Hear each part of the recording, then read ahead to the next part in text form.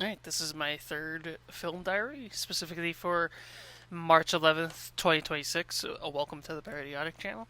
I watched two movies today, both involving wolves and London. I watched She-Wolf of London from um, 1946 and Werewolf of London from 1935. Um, I'd like to talk about She-Wolf of London first. I thought She-Wolf of London was a movie that was very competently made. The acting was decent, at the very least, and um, the story had potential. The problem is that the movie falls apart because the um, the movie is just plainly and simply boring. It has no real flair or anything, and despite being classified as a classic universal monster movie or a horror movie, it's not really horror or a monster movie. It has no real monster in it. Like, the movie's title is She Wolf of London, and what the she wolf ends up being is a woman who kills people in a way that it looks like wolves have done it, but it's not a literal werewolf, which is something that is your mileage may vary on that end up reveal.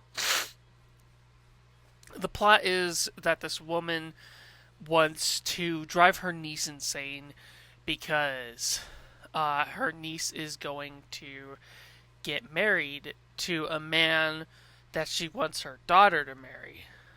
Um, and so she drives the niece mad, making the niece think that she is a werewolf and that she has been committing killings. Now, the actual reality of this is that she isn't. So, yeah, by the end of the movie, she ends up telling her niece the plan after she's drugged her because she's thinking, well, I'm going to kill her anyway, so might as well just reveal my plan. And so she does attempt to kill her, but it ends up going wrong when the housemaid is watching. The housemaid ends up causing the lady to run after her, wherein while going down some stairs, she trips and ends up with her knife in her chest. And as a result, it ends up killing her. The movie has a very anticlimactic ending. It is very bad. Um, as a matter of fact, I think She Wolf of London is one of the very rare exceptions where a movie's ending completely ruins the entire thing. Especially since it happens all so quickly and anticlimactically that it happens entirely within the movie's last minute.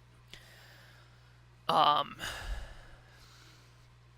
but yeah, it is at least interesting as a concept because the idea of a monster movie, but the monster is actually just a normal person, is a very interesting concept. Um, it's just that the movie wasn't really able to execute it that well. Now, as for Werewolf of London, which came out a decade earlier, um, Werewolf of London was actually really good. Um, for one thing, the title is not a lie. There is a werewolf. It is in London, and um, the special effects were actually mostly good for the time. The the acting was probably the strongest thing about it.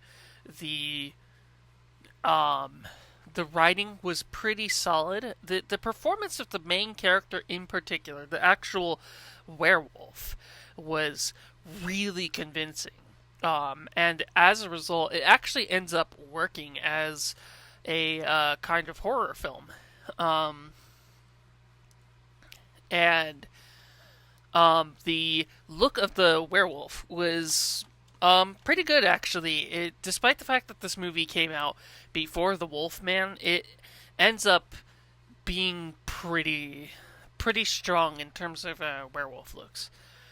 The makeup is pretty good. Um, and yeah, it's actually a shockingly good movie.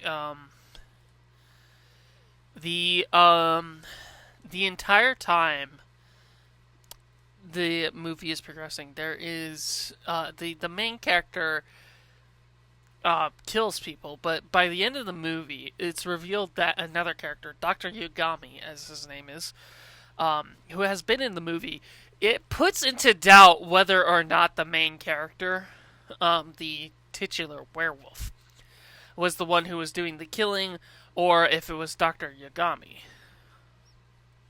Um, the opening in Tibet was actually pretty atmospheric. Overall, I thought that the movie was really strong, especially since it was only 10 minutes longer than She Wolf of London. This is like the thing. She Wolf of London is exactly an hour and a minute. It feels like it's wasting your time the entire time.